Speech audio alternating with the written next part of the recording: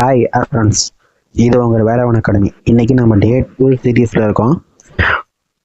அதாவது நேற்று வந்து 6th டேர்ம் 1 பார்த்துருந்தோம். ஸோ இன்னைக்கு வந்து டேர்ம் 2 பார்க்க போகிறோம். அதில் ஃபர்ஸ்ட் இலக்கணம் மட்டும் பார்த்துட்டு இருந்தோம். அதில் இன்னைக்கு வந்து டேர்ம் 2ல் இருக்கக்கூடிய இலக்கணம் பார்க்க போகிறோம். அப்போ ஃபர்ஸ்ட் நம்ம கொடுத்துருக்கிறது வந்து இணை எழுத்துக்கள் கொடுத்துருக்காங்க.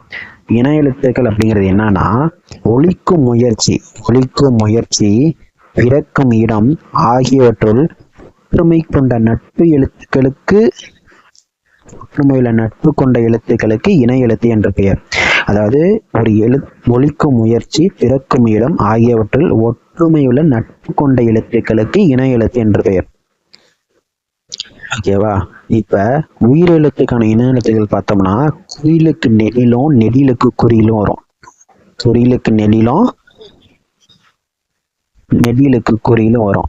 அப்ப ஆக்கு வந்து ஆ, ஈக்கு வந்து ஈ, ஊக்கு வந்து ஊ, ஏக்கு வந்து ஏ.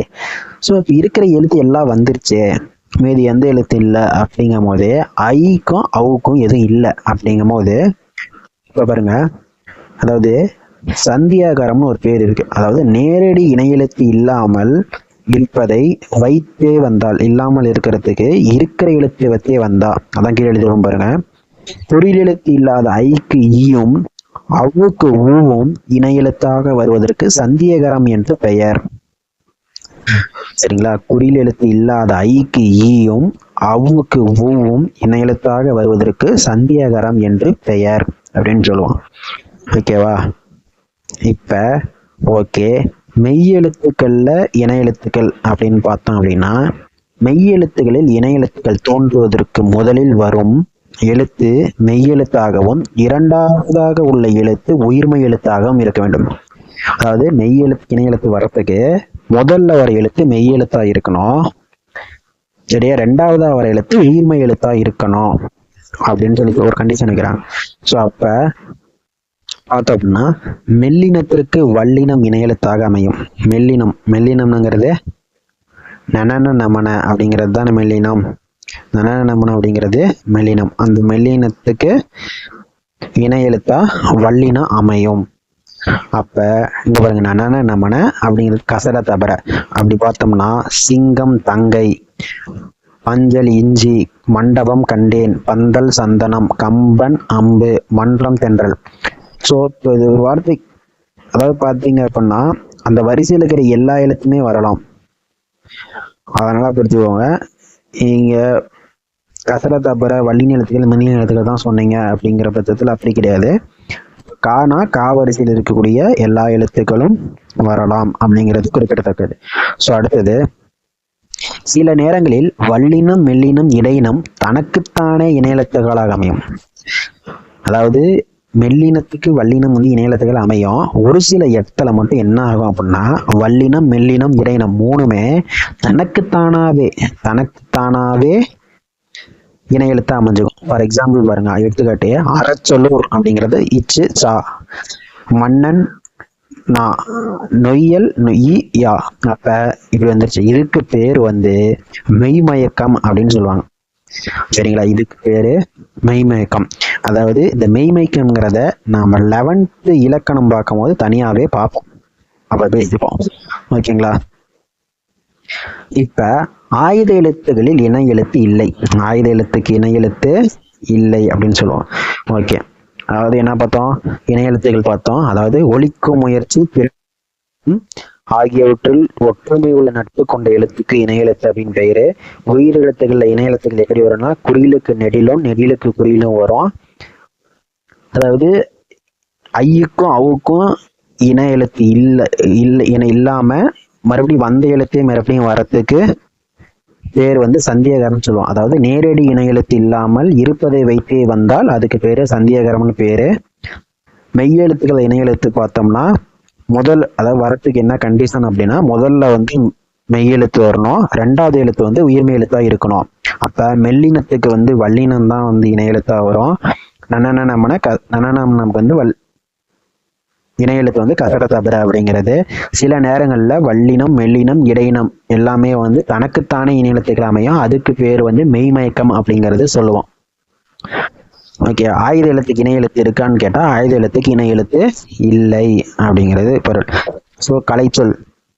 எஜுகேஷன் அப்படிங்கிறது கல்வி, பிரைமரி ஸ்கூல் அப்படிங்கிறது தொடக்கப்பள்ளி, ஹையர் செகண்டரி ஸ்கூல் மேல்நிலைப்பள்ளி, லைப்ரரி நூலகம், எஸ்கலேட்டர் மின் படிக்கட்டு, லிஃப்ட் மின் தூக்கி, இமெயில் மின்னஞ்சல், காம்பாக்ட் டிஸ்க் குறுந்தகடு, இ லைப்ரரி மின் நூலகம், இ புக் மின்னஞ்சல், இ மேகசின் மின் இதழ்கள். ஓகேங்களா? இப்போ அடுத்தது செகண்ட் டேம் போகிறோம். செகண்ட் டேம்ல 2வது இயல்ல இருக்கக்கூடிய இலக்கணம் மைங்கொலிகள் அப்படின்னு இருக்கும். அதாவது ஒரு வார்த்தையை உச்சரிக்கும் பொழுது, ஒரு லெட்டர் உச்சரிக்கும் போது, லெட்டர் கிடையாது, ஒரு வார்த்தையை உச்சரிக்கும் போது உச்சரிப்பில் சிறிதளவு மட்டுமே வேறுபாடு உள்ள ஒலிகள், சிறிதளவு மட்டுமே வேறுபாடு உள்ள ஒலிகள்னு சொல்லுவோம். அப்ப பாருங்க, மைங்கொலி எழுத்துக்கள் மொத்தம் 8 இருக்கு. மைங்கொலி எழுத்துக்கள் மொத்தம் எத்தனை இருக்கு? 8 இருக்கு. அப்ப நா நா நா, லா லா லா, ரா ரா, இதுதான் வந்து மைங்கொலி எழுத்துக்கள்னு சொல்லுவோம். ஸோ இது எப்படி பிறக்குது அப்படின்னு பார்ப்போம். இப்ப நானா மூணுமே எப்படி பிறக்குதுன்னு பார்த்தோம்னா, 3 சொல்லினா நாவின்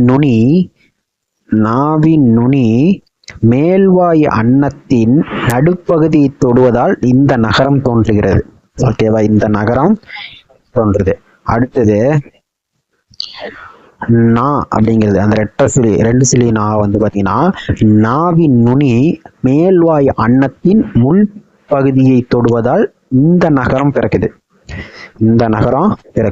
அடுத்தது நாவின் நுனி மேல்வாய் பல்லின் அடி தொடுவதால் இந்த நகரம் பிறக்குது. ஓகேவா? சோ இப்போ பார்த்தோம்னா,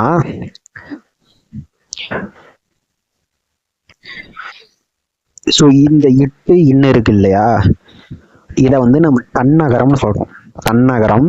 இட்டு இன்னும் வர்றத தன்னகரம்னோ, இரு இன்னும் வர்றத வந்து ரன்னகரம்னு சொல்லுவோம். ஓகேவா?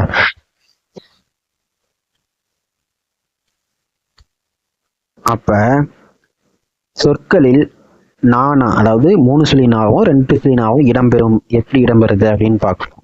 இப்ப டா முன் இன்னு வரும். அதாவது டாக்கு முன்னாடி 3 சுழி இன்னு தான் வரும்.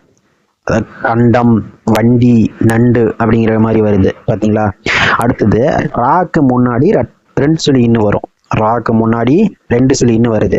அப்ப மன்றம், நன்றி, கன்று, இந்த மாதிரி வர்றது எல்லாமே. இதுக்கு எடுத்துக்காட்டா நம்ம பார்த்தோம்னா பொருள் ஏற்பாடு பாருங்க. 3 சுழி நா வந்தா வானம் அப்படின்னு, 3 சுழி நா வந்தா வெடி, அதே 2 சுழியா வந்தா ஆகாயம். இப்ப பனி அப்படிங்கிறது 3 சுழி வந்தா வேலை, 2 சுழி வந்தா குளிர்ச்சி. ஓகேவா? அடுத்தது லா எழுத்துக்கள். அப்ப லா அப்படிங்கிறது நாவோட இரு பக்கங்கள் தடித்து மேல்வாய் பற்களின் அடியை தொடுவதால் இந்த லகரம் பிறக்குது. ஓகேவா? அடுத்து இந்த லா பாத்தீங்கன்னா, நாவின் இருபக்கங்கள் தடித்து மேல்வாய் அன்னத்தின் நடுப்பகுதியை தொடுவதால் இந்த லகரம் தோன்றுது. இந்த சிறப்பு லகரம், அதாவது இந்த லாவை வந்து நம்ம பொது லகரம்னு சொல்லுவோம். இந்த லா வந்து பொது லகரம்னு சொல்லுவோம். அடுத்து இந்த லா வந்து நாவின் நுனி மேல்வாய் நோக்கி வளைந்து வருடுவதால் லகரம் தோன்றும். இந்த லகரம் தோன்றுது. நாவின் நுனி மேல் நோக்கி வளைந்து வருடுவதால் இந்த லகரம் தோன்றுது. அப்படிங்கும் போது சோ இந்த லகரமும் ஒரே இடத்துல தான் ஒலிக்கப்படும். அப்ப இந்த லகரம் இருக்கு இல்லையா, பாருங்க, தமிழுக்கே சிறப்பானது. எனவே இதனை சிறப்பு லகரம் என்று அழைக்கிறோம். தமிழுக்கே சிறப்பாக்கிறதுனால இதை சிறப்பு லகரம் அப்படின்னு அழைக்கிறோம். ஓகேவா? அடுத்து பாருங்க, இதான் ரொம்ப ரொம்ப முக்கியம். இந்த லா இருக்கு இல்லையா, இந்த லா வா மாதிரியே இருக்கிறதுனால அதுக்கு பேரு வகர லகரம். இந்த லா வா மாதிரியே இருக்கிறதுனால அதுக்கு பேரு வகர லகரம். இந்த லா இந்த லா நா மாதிரியே இருக்கிறதுனால அதுக்கு பேரு நகர லகரம். அடுத்தது இந்த லா மா மாதிரியே இருக்கிறதுனால இதுக்கு பேரு மகர லகரம். அதாவது லா வந்து வா மாதிரியே இருக்கிறதுனால அதுக்கு பேரு வகர லகரம். இந்த லா வந்து நா மாதிரியே இருக்கிறதுனால அதுக்கு பேரு நகர லகரம். அதாவது பொது லகரம் வந்து நாமறியக்கிறதுனால அது பேர் நகர லகரம். சிறப்பு லகரம் வந்து மாமாறியக்கிறதுனால அது வந்து மகர லகரம் அப்படின்னு சொல்றோம். ஓகேவா? ஸோ இதுக்கான பொருள் வேறுபாடு பார்த்தோம் அப்படின்னா, விலை அப்படிங்கிறது மதிப்பு. அதே பொது லகரம் வந்துச்சுன்னா உண்டாக்குதல், சிறப்பு லகரம் வந்துச்சுன்னா விரும்பு அப்படின்னு அர்த்தம். ஸோ அதே மாதிரி தான் இலை அப்படின்னா செடியோட இலை. அதே பொது லகரம் வந்துச்சுன்னா மெலிந்து போதல்னு அர்த்தம். சிறப்பு லகரம் வந்தா நூல் இலை அப்படின்னு சொல்லுவோம். ஓகேவா?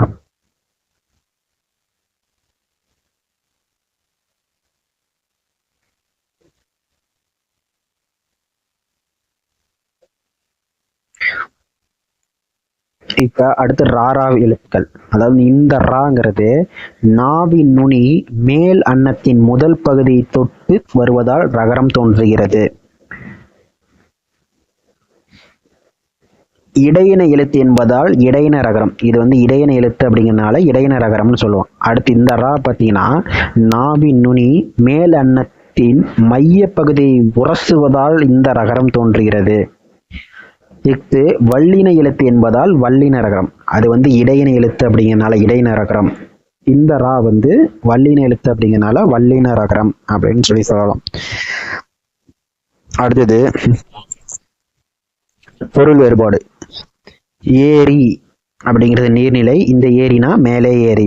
கூரை அப்படிங்கிறது வீட்டின் கூரை. இந்த கூரை ரை வந்து புடவை அப்படின்னு சொல்லுவோம். சரிசன் மயங்கொலிகள் பார்த்தா உச்சரிப்புல சிறிதளவு மட்டும் வேறுபாடு இருக்கிறது. வேறுபாடு உள்ள ஒலிகள் வந்து மயங்கொலிகள்னு சொன்னோம். மயங்கொலி மட்டும் 8 இருக்கு. நானா லாலா லாலா ராரா அப்படின்னு ஞாபகம் வச்சுக்கோங்க. ஸோ இது வந்து எப்படி பிறக்குது அப்படிங்கிறத பார்த்துருக்கோம். அதை பார்த்துக்கோங்க. இந்த இட்டு இன்னும் வந்துச்சுன்னா டன்னகரம் சொல்லுவோம். இந்த இட்டு இன்னும் தன்னகரம் சொல்லுவோம். இரு இன்னும் வந்து ரன்னகரம்னு சொல்லுவோம். அதே மாதிரி சொற்கள்ல வந்து நானா எப்படி இடம்பெறும்னா டாக்கு முன்னாடி 3 சொல்லி இன்னும், ராக்கு முன்னாடி 2 சொல்லி இன்னும் வரும்னு சொல்லி பார்த்தோம். அதுக்கப்புறம் அடுத்து லா எப்படி பிறக்குதுன்னு பார்க்கணும். அதாவது லா வந்து வாமரியகரனால அது வகர லகரம். லா வந்து நாமரியகரனால அது லகர லகரம். அடுத்து சிறப்பு லா வந்து மாமரியகரனால அது மகர லகரம்னு சொல்லி பார்த்தோம். அதே மாதிரி தான் ராவும் அந்த பிறக்கிறது எப்படின்னு பார்த்துக்கிட்டா முடிஞ்சு. அடுத்தது கலைச்சொல் அறிவோம், தமிழ் சொல் அறிவோம். நல்லறிவு வெல்கம், சிற்பங்கள் ஸ்கல்ப்சர், சில்லுகள் சிப்ஸ், ஆய்த்தாடை ரெடிமேட் ட்ரெஸ், ஒப்பனை மேக்கப், சிற்றுண்டி டிஃபன். ஓகேவா?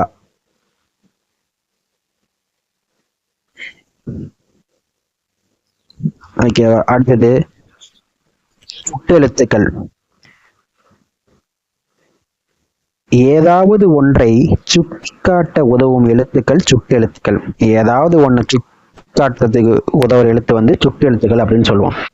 ஓகேவா? ஏதாவது ஒன்றை சுட்டி காட்ட உதவும் எழுத்துக்கள் சுட்டெழுத்துக்கள். சுட்டெழுத்துக்கள் மொத்தம் 3 இருக்கு. ஆ இ உ.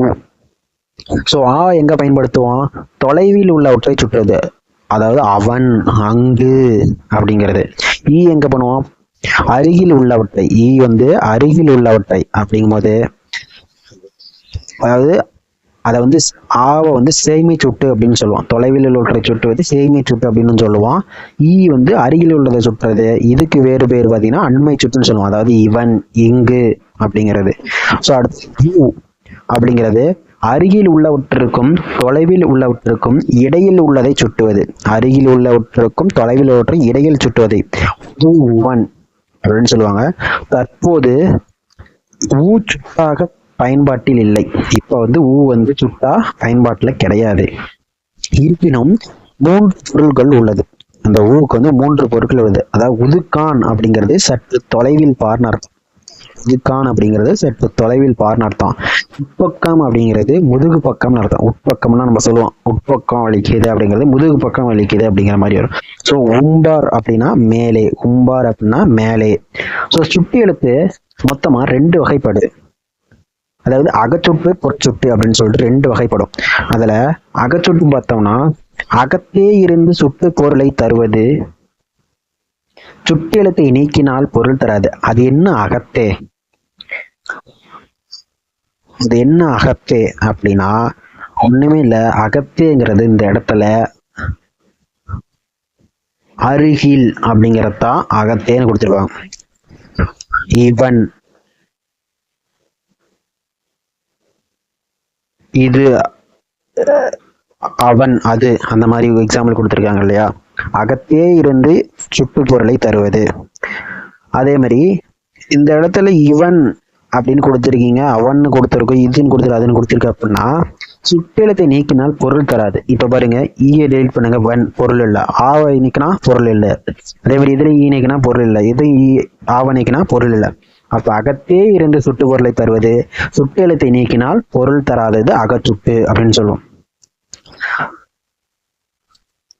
அதே மாதிரிதான் புறச்சுட்டு அப்படிங்கிறது புறத்தே இருந்து சுட்டு பொருளை தருவது.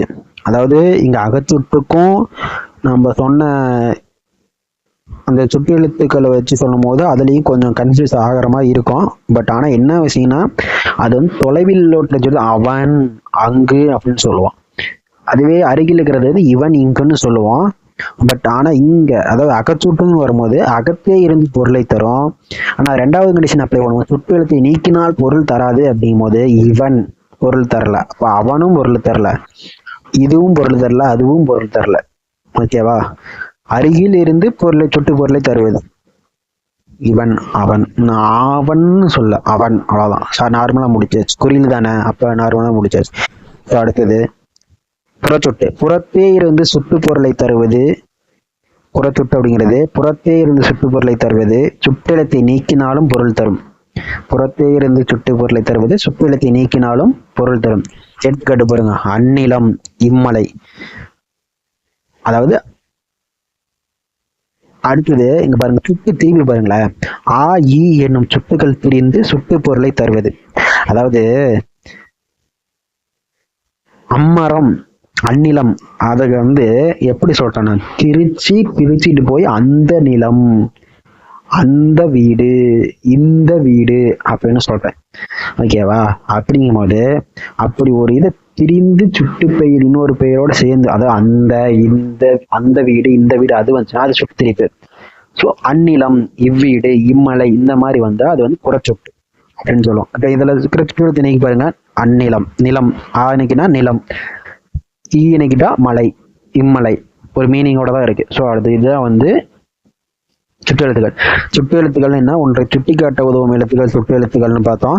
சுட்டு எழுத்துக்கள் மொத்தம் 3 இருக்கு. ஆ ஈ ஊ. தொலைவில் ஒற்றை சொல்றது வந்து ஆ, சேமை சுட்டுனதுக்கு பேரு.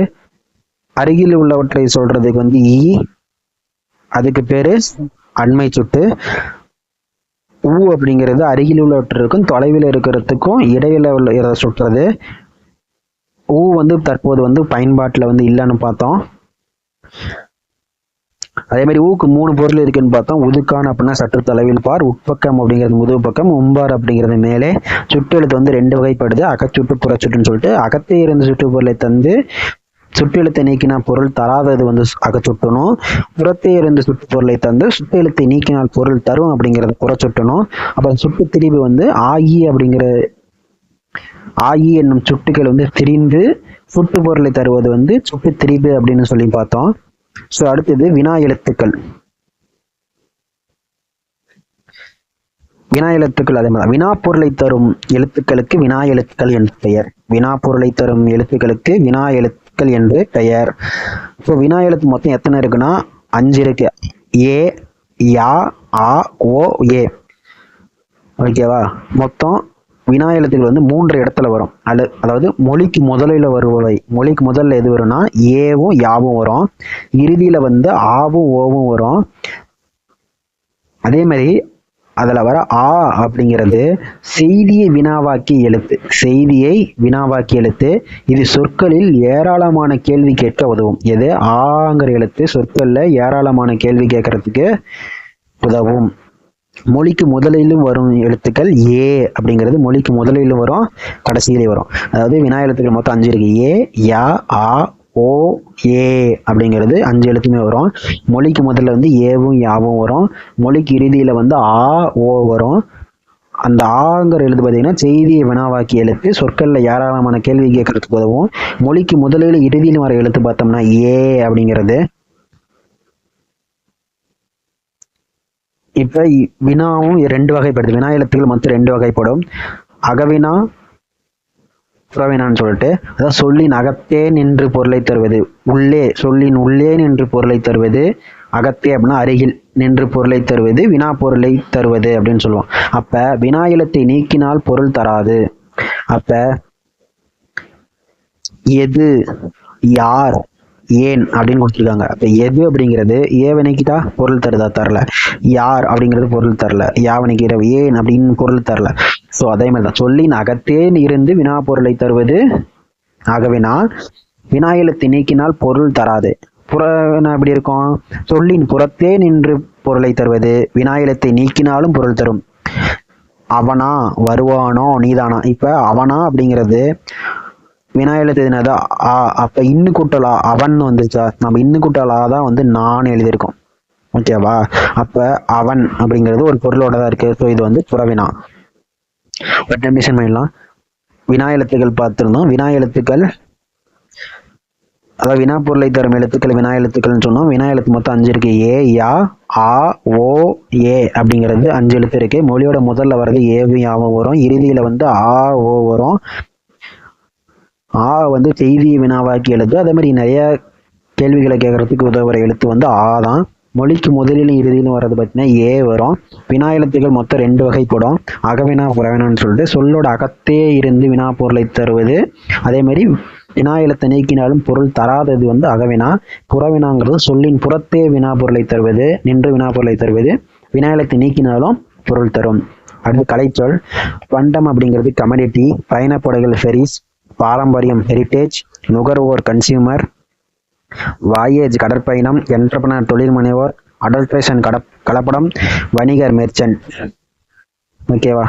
அவ்வளோதான். இன்னைக்கு நம்ம டேர்ம் 2 முடிச்சிட்டோம். அதே மாதிரி இந்த வீடியோ பிடிச்சிருந்தா லைக் பண்ணுங்க, ஷேர் பண்ணுங்க, சப்ஸ்கிரைப். அப்படியே நம்ம சேனலை இது வரைக்கும் சப்ஸ்கிரைப் பண்ணாதீங்க. ஃபர்ஸ்ட் டைம் பார்க்குறவங்க தான் சப்ஸ்கிரைப் பண்ணிக்கோங்க. அப்புறம் நீங்கள் அடுத்தடுத்து எங்களுக்கு கொடுக்குற ஆதரவு வச்சு தான் நாங்கள் அடுத்தடுத்து வீடியோ எப்படி போட முடியுது அப்படிங்கிறத வந்து உங்களுக்கு ஒரு ஐடியாலஜி எங்களுக்கு கிடைக்கும். ஸோ அதனால் சப்ஸ்கிரைப் பண்ணி கமெண்ட் பண்ணுங்கள். அடுத்து எந்த மாதிரி வீடியோ போடலாம், இதில் ஏதாவது மிஸ்டேக்ஸ் இந்த மாதிரி இருந்தாலும் கமெண்ட் பண்ணிங்கன்னா தான் எங்களுக்கு தெரியும். So thank you all.